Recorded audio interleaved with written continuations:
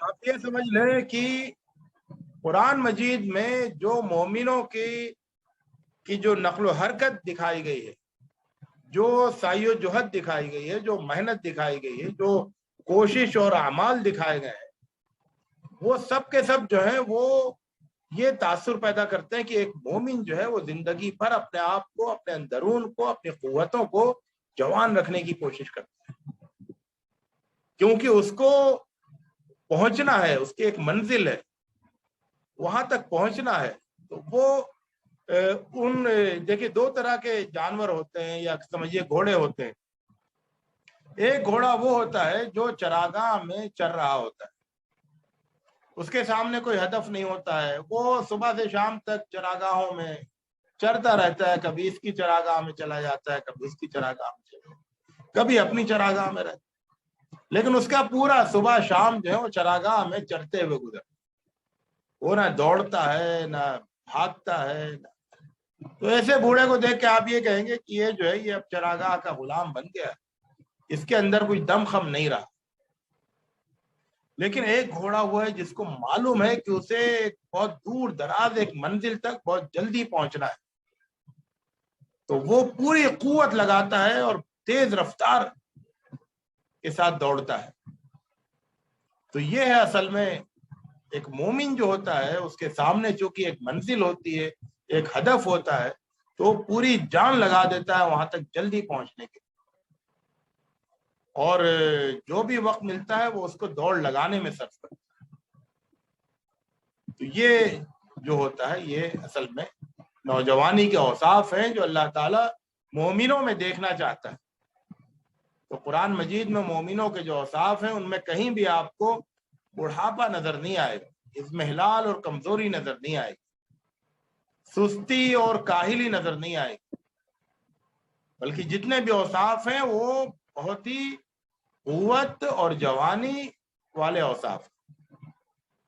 بغیر قوت کے اور بغیر جوانی کے ان اوصاف کو انسان اپنے اندر پیدا نہیں کر سکتا۔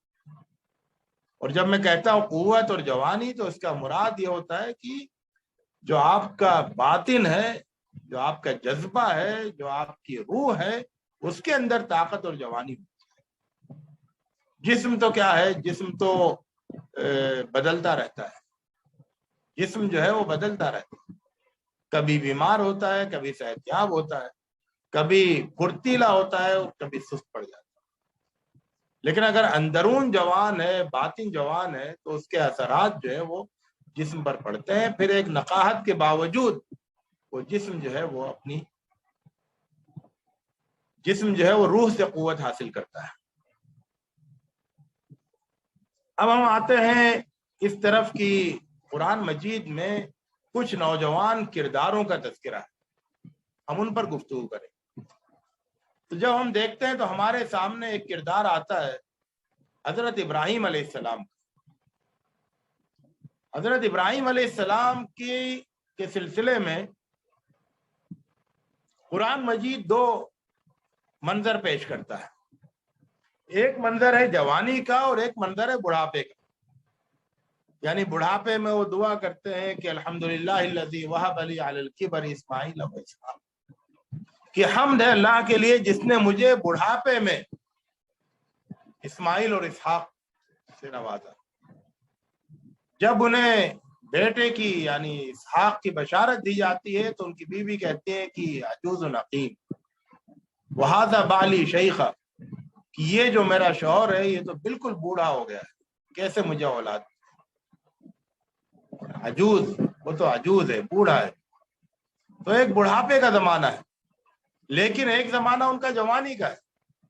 وہ جوانی کا زمانہ کون ہے؟ جب وہ اپنی قوم میں تھے، یعنی جب بتوں کو توڑنے کا واقعہ ہوا، جس میں انہوں نے بتوں کو توڑا تھا ایک دلیل قائم کرنے کے لیے شرک اور بت پرستی کے خلاف، اس وقت لوگوں نے کیا کہا تھا؟ لوگوں نے یہ کہا تھا کہ سمعنا فتى يذكرهم يقال له ابراہیم۔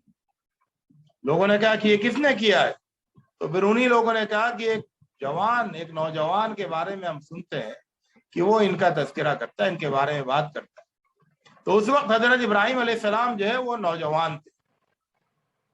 جب وہ اپنی قوم میں دعوت دے رہے تھے، جب انہوں نے اپنے باپ کو دعوت دی، جب انہوں نے اپنی قوم کو دعوت دی، جب انہوں نے بادشاہ کو دعوت دی، تو یہ پورا جو زمانہ تھا وہ ان کی جوانی کا زمانہ تھا۔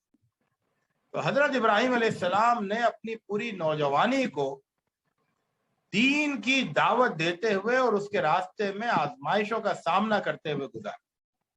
حضرت ابراہیم علیہ السلام کی نوجوانی کا یہ بہت بڑا سبق ہے کہ آپ اپنی نوجوانی کو، جب کہ آپ کے قوا مضبوط ہے اور آپ ایک پرکشش شخصیت رکھتے ہیں، تو اپنی شخصیت کے ذریعے سے اور اپنی طاقتور اپنی اس جوانی کے ساتھ جو ہے آپ دین کی دعوت، اور اس کے لیے آپ پورے زمانے کی دشمنی مول لیتے ہیں، سب کی دشمنی مول لیتے ہیں اور اپنی آواز کو جو ہے نا سب تک پہنچاتے ہیں۔ تو ایک داعی کے دین کے لیے ابراہیم علیہ السلام کی نوجوانی میں بہت بڑا نمونہ ہے، ایک مومن کے لیے کہ نوجوانی کو دین کی دعوت میں کیسے گزارا جاتا ہے۔ حضرت ابراہیم علیہ السلام کی نوجوانی میں بہت بڑا نمونہ۔ ایک اور نوجوان کردار جو ہے حضرت اسماعیل علیہ السلام کا ہمارے سامنے کہ فلما بلغ معه السعی، ایک بات کہ حضرت اسماعیل علیہ السلام نے اپنی نوجوانی کو، اپنی جوانی کو اس طرح سے گزارا کہ انہوں نے ابراہیم علیہ السلام کے اپنے باپ کے مشن سے اپنے آپ کو جوڑ لیا۔ فلما بلغ معه السعی کہ پھر ابراہیم علیہ السلام کے ساتھ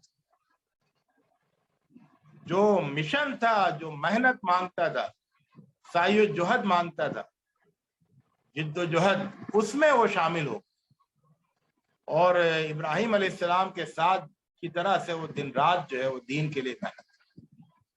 ابراہیم علیہ السلام کے ساتھ مل کر انہوں نے خانہ کعبہ کی تعمیر، خانہ کعبہ کی تعمیر، وَإِذْ يَرْفَعُ إِبْرَاهِيمُ الْقَوَاعِدَ مِنَ الْبَيْتِ وَإِسْمَاعِيلُ، کہ وہ منظر یاد کرو کہ جب خانہ کعبہ کی، اللہ کے گھر کی دیواریں اٹھا رہے تھے ابراہیم اور ان کے ساتھ اسماعیل۔ تو ابراہیم علیہ السلام کا پورا سپورٹ ایک جوان بیٹے نے کیا، اور پھر جو قربانی کا واقعہ پیش آیا تو وہ ایک بوڑھے باپ کا اپنی بیٹے کو قربان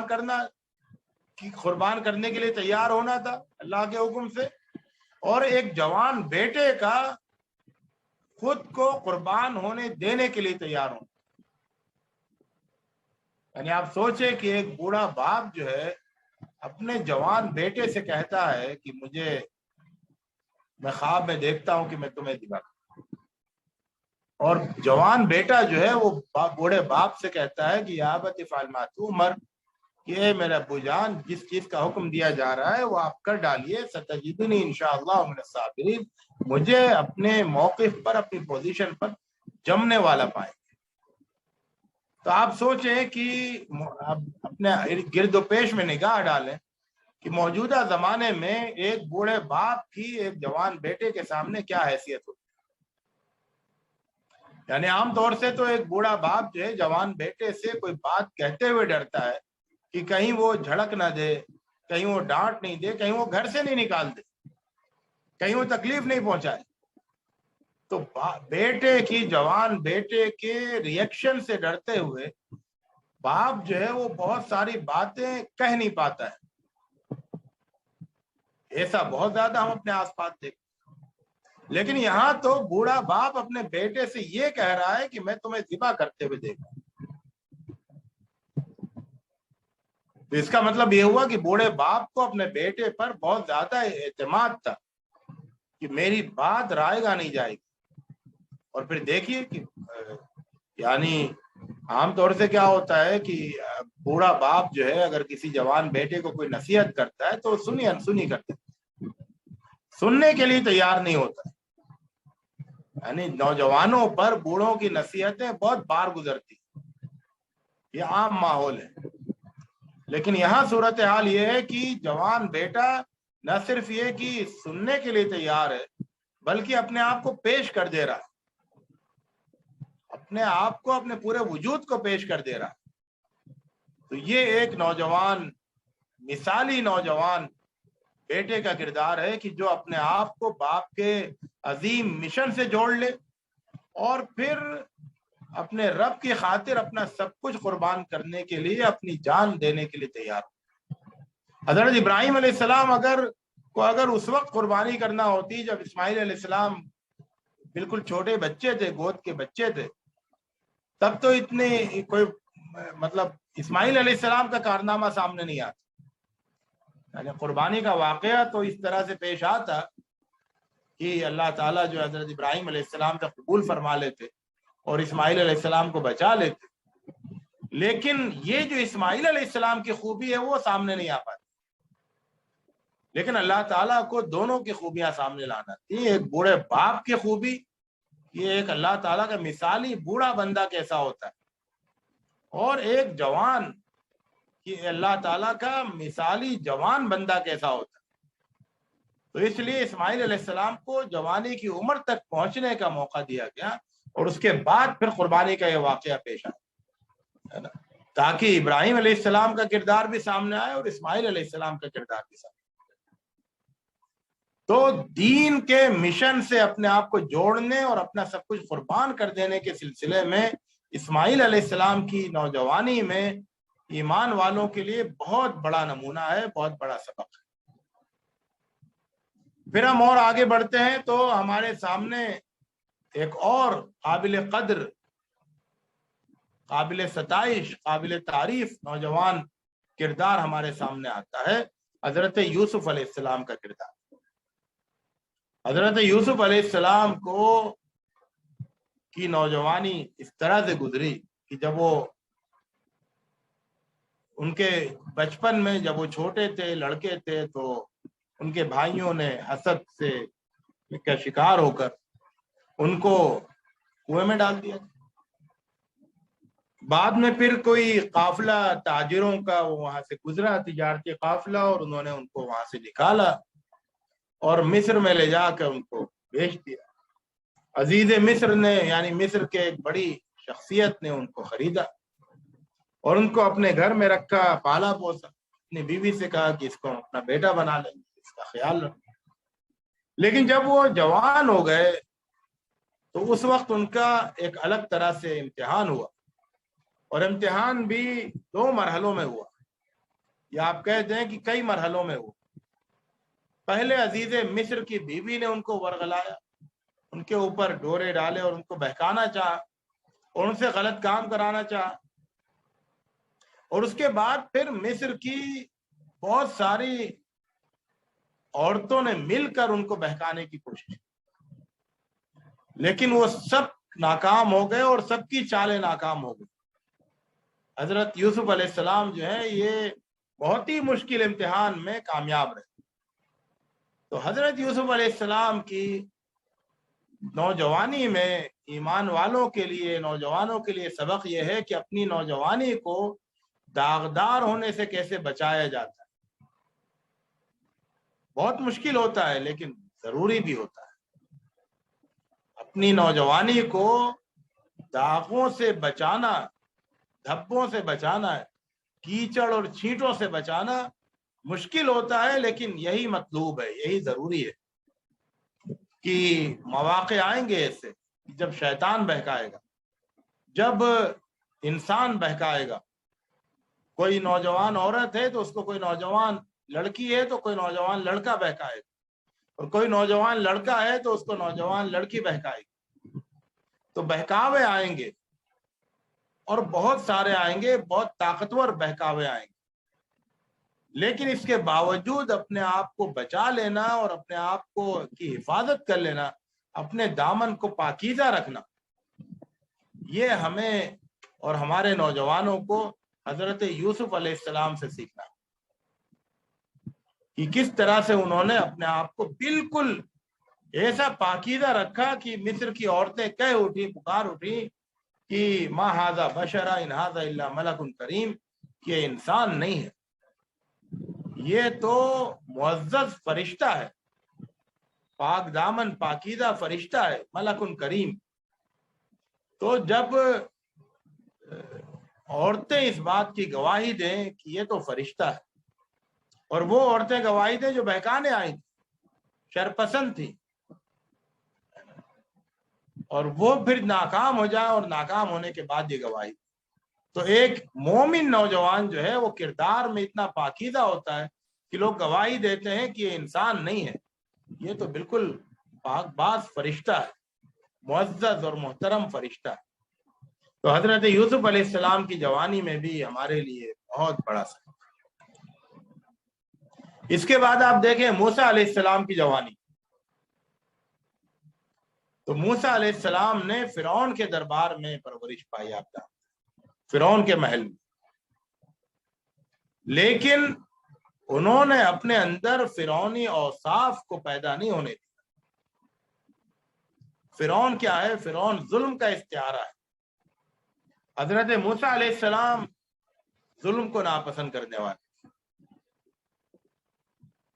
حضرت موسیٰ علیہ السلام ظلم کو ناپسند کرنے والے تھے، ان کی ہمدردیاں مظلوموں کے ساتھ رہتی.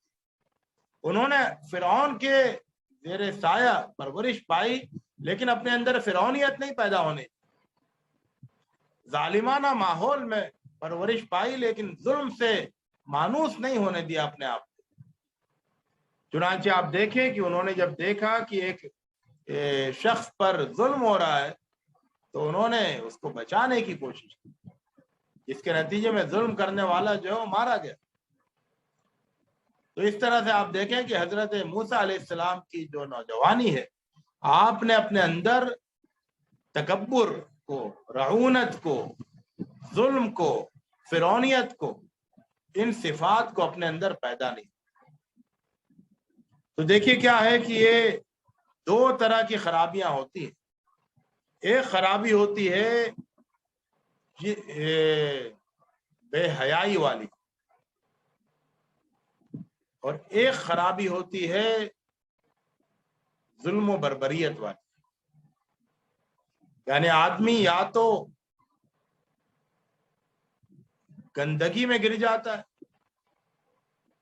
اور بدکاری کا شکار ہو جاتا ہے، شہوتوں کے، جنسی شہوتوں کے ہاتھوں میں چلا جاتا ہے، یا پھر کیا ہے کہ اس کے اندر تکبر پیدا ہوتا ہے، ظلم پیدا ہوتا ہے اور وہ انسانوں پر ظلم ڈھاتا ہے. تو یہ خونخوار ہو جاتا ہے، وحشی بن جاتا ہے. تو یہ دونوں طرح کے خراب نمونے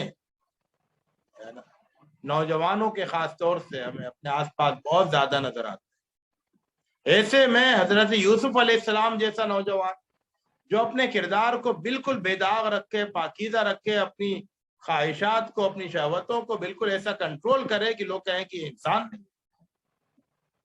اور دوسری طرف اس کے اندر حضرت موسیٰ علیہ السلام کی صفات ہوں کہ وہ طاقتور ہو، جسمانی لحاظ سے وہ اپنے اندر طاقت پیدا کرے، طاقتور نوجوان بنے، لیکن اس کے اندر ظلم کا کوئی داعیہ نہیں ہو، اس کے اندر ذرا سی بھی فرعونیت کا کوئی شائبہ نہیں ہو، اور اس کے اندر ذرا بھی تکبر نہیں ہو، ذرا بھی اس کے اندر لوگوں کے لیے بے دردی نہیں ہو. تو یہ کردار ہے. تو حضرت یوسف علیہ السلام کا کردار جو ہے وہ ہمیں ایک ڈائمنشن دکھاتا ہے، اور حضرت موسیٰ علیہ السلام کا کردار ہم کو دوسرا ڈائمنشن دکھاتا ہے.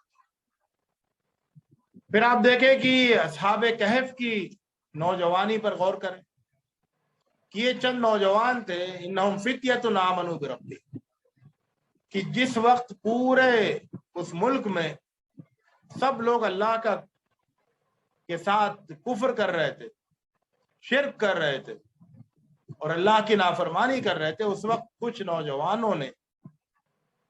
نوجوانوں کی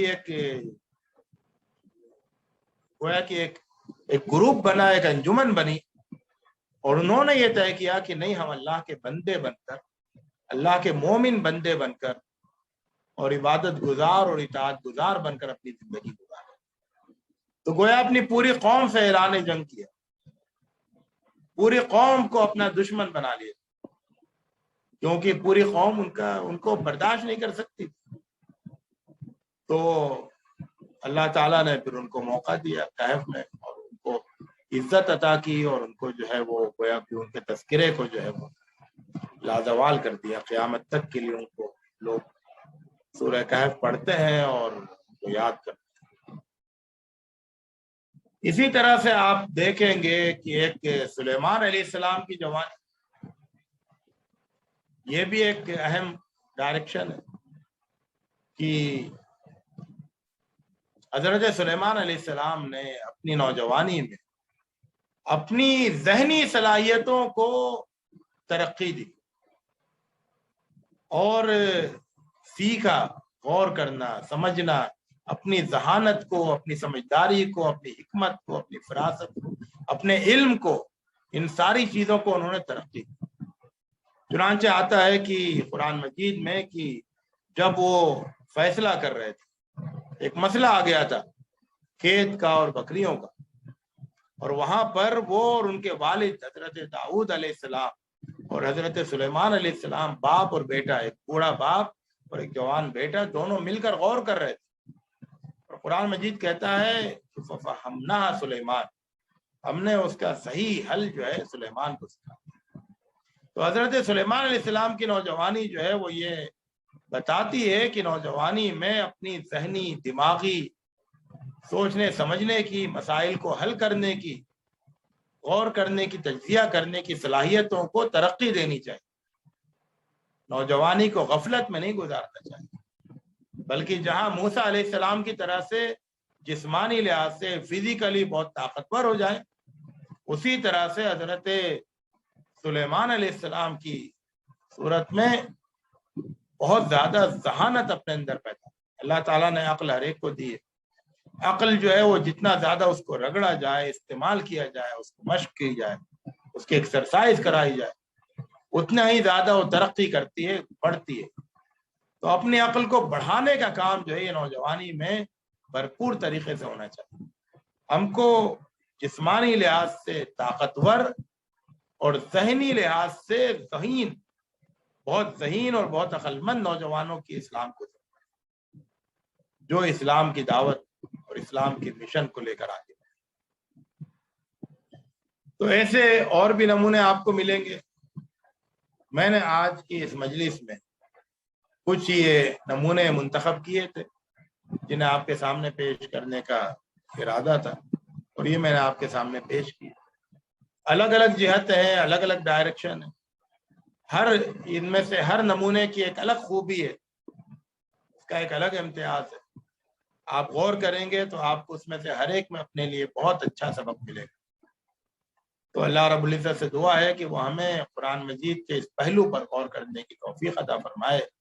ہم جسمانی لحاظ سے، ذہنی لحاظ سے، قلب کے لحاظ سے، جذبات کے لحاظ سے، روح کے لحاظ سے، ہر لحاظ سے جو ہے ہم طاقتور رہیں، نوجوان رہیں، تر و تازہ رہیں، اور اللہ کے لیے سب کچھ وقف کریں، سب کچھ لٹائیں، سب کچھ خرچ کریں. اللہ رب العزت ہمیں اس کی توفیق عطا فرمائے. وآخر دعوانا الحمد للہ رب العالمین.